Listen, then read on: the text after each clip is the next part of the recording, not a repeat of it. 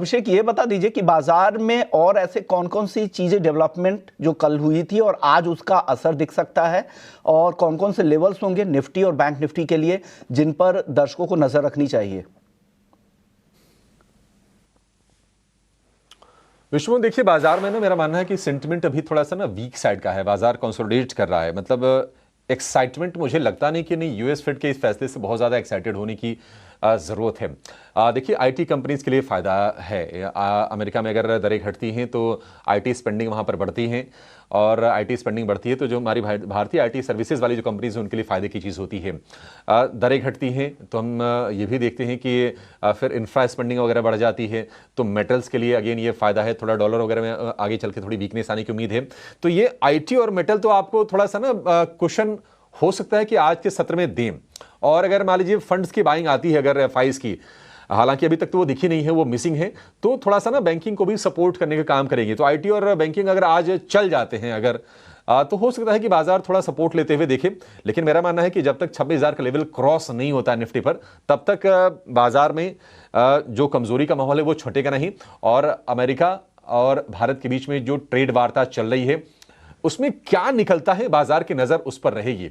और आज ये बातचीत चलेगी, देखते हैं कि शाम को कोई अपडेट आता है या नहीं आता है, या फिर एक दौर की बातचीत फिर और आगे बढ़ती है। मतलब बाजार का जो पेशेंस है थोड़ा और टेस्ट होता है, इस पर नजर आएगी। तो उसके पहले बाजार में थोड़ी सी ना हम ये देखेंगे कि उथल पुथल बनी रहेगी। लेकिन बाजार को जो चीज़ विश्वमोहन परेशान कर रही है वो है एफआईज की बिकवाली। लगातार 10वें सत्र में एफआईज की बिकवाली हुई है। कल हमने देखा कि 1651 करोड़ रुपए के शेयर बेचे एफआईज ने। दिसंबर में अब तक 16,470 करोड़ रुपए की नेट सेलिंग हो गई है। और लॉन्ग होल्डिंग कितनी है आप ये देखिए कि बाजार चला है, रिकॉर्ड हाइज के आसपास तक गया, लेकिन एफआईज अभी भी काफी ज्यादा शॉर्ट हैं। 89.33% शॉर्ट हैं। लॉन्ग होल्डिंग उनकी गिर के आ गई है 10.67% पर। तो ये तो स्थिति है एफआईज की। कोई एक्साइटमेंट आ नहीं रही है उनकी ओर से।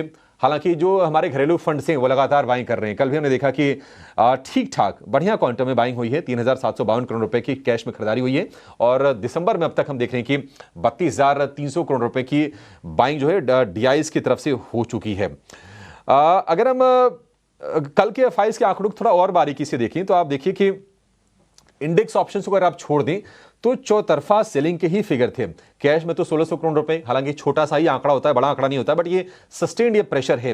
लेकिन स्टॉक फ्यूचर्स को देखेंगे तो 790 अंकों की 790 करोड़ की वहां पर सेलिंग थी। स्टॉक ऑप्शंस में भी हमने देखा कि बिकवाली थी। इंडेक्स फ्यूचर्स में भी 1100 करोड़ रुपए के आसपास की बिकवाली के ही आंकड़े थे। तो एफआईज भारतीय बाजार को सपोर्ट कर नहीं रहे हैं, और ये चीज विश्वभर बाजार को थोड़ा सा ना परेशान करने का लगातार काम कर रही है। और रुपए की जो वीकनेस है ये थोड़ी चिंता को और बढ़ा रही है।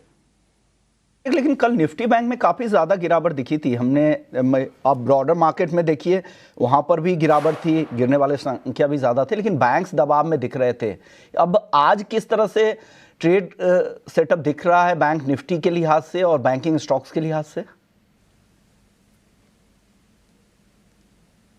विश्व में देखिए थोड़ी बहुत बाइंग आ सकती है। गिफ्ट निफ्टी उसके इंडिकेशंस दे रहा है। और जैसा कि हमने कहा कि अगर मान लीजिए ये रेट कट का सेंटिमेंटल इंपैक्ट भी आया अगर, तो अमूमन जो पैसे आते हैं एफआईज के वो 2-3 एरियाज हैं। बैंकिंग है, आईटी है, metal, oil and gas, auto. इसी क्रम में ये फंड्स के पैसे आते हैं।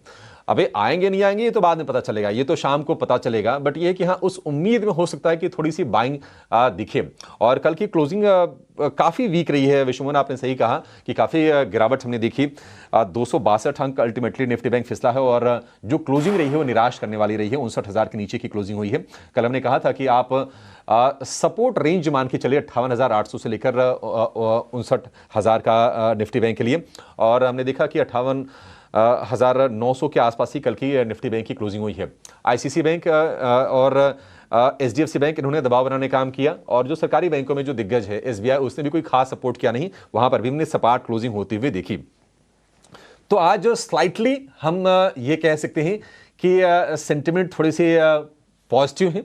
US rate cut, gift Nifty में अपटिक, गोल्ड में भी हम देख रहे हैं कि उतनी तेजी नहीं आई, और क्रूड भी एक रेंज में है, और अमेरिका में बॉन्ड यील्ड कम हुई है। थोड़ी थोड़ी संकेत कंस्ट्रक्टिव है। लेकिन मेरी मेरा शक ये है कि गेंस टिक पाएंगे या नहीं। मेरा मानना है कि आज भी उथल पुथल बाजार में आपको देखने को मिलेगी। और जो खास नजर रहेगी, देखिए मिड कैप स्मॉल कैप में ना मतलब आप देखिए एक आध सत्र के बीच में बाइंग आई, परसों हमने देखी थोड़ी बाइंग आई, लेकिन कल फिर से हमने देखा कि 1% की गिरावट मिड कैप में और स्मॉल कैप में 1% से थोड़ी सी ज्यादा की बिकवाली हमने देखी है। तो ये एक पेन का एरिया है। ब्रॉडर मार्केट में थोड़ी दिक्कतें मुझे लगता है कि बनी रहेंगी। और जब तक निफ्टी पर 26,000 का स्तर पार नहीं होता, मेरा मानना है कि उठापटक बनी रहेगी। तो निफ्टी के लिए स्ट्रेटजी ये होनी चाहिए कि आज के लिए जो सपोर्ट का लेवल होगा 25,700 का होगा। 25,700 के साथ आप अपनी तेजी में अगर हैं तो उसको आप फोल्ड कीजिए। रेजिस्टेंस का जो लेवल है मेरा मानना है कि 25,900 पर अब वो शिफ्ट होकर नीचे आ गया है। जब तक 26,000 पार नहीं होता है, आप ये ध्यान रखिए कि जो 20 डीएमए का जो लेवल है, निफ्टी बैंक दोनों ने तोड़ दिया है। निफ्टी तो पहले नीचे आ गया था, निफ्टी बैंक भी उसके नीचे आ गया है। 26,023 है ये 20 डीएमए का लेवल। और जब तक इसको पार नहीं करता है निफ्टी, मेरा मानना है कि ये उथल पुथल उठापटक बाजार में बनी रहेगी। जो बाइंग आएगी सस्टेन शायद वो ना करे। और अगर 25,700 का मान लीजिए स्तर टूटता है तो मेरा मानना है कि 25,500 से पहले बाजार में कोई सपोर्ट दिख नहीं रहा है। शॉर्ट की अगर पोजीशन है तो थोड़ा सा ना स्टॉप लॉस उसमें भी आप धीरे धीरे नीचे करते रहिए। 25,900 के स्टॉप लॉस के साथ शॉर्ट की पोजीशन को आप होल्ड करके चल सकते हैं। 25,900 अगर मान लीजिए अगर ऊपर की तरफ अगर ब्रीच करता है तो फिर आप अपनी शॉर्ट की पोजीशन से निकलिए। नया शॉर्ट मत कीजिए। आज बाजार नया शॉर्ट करने वाला नहीं है, क्योंकि आज आईटी मेटल बैंक से बाजार को हम थोड़ा सा सपोर्ट मिलते हुए देख सकते हैं। तो 25,700 पर आज नजर रखिए और देखिए कि क्या आज 25,900 के लेवल को निफ्टी क्रॉस करता है या नहीं क्रॉस करता है। निफ्टी बैंक की बात करें, कमजोर क्लोजिंग, दिन के निचले स्तरों के आसपास बंद हुआ और 20 डीएमए के नीचे फिसल चुका है निफ्टी बैंक।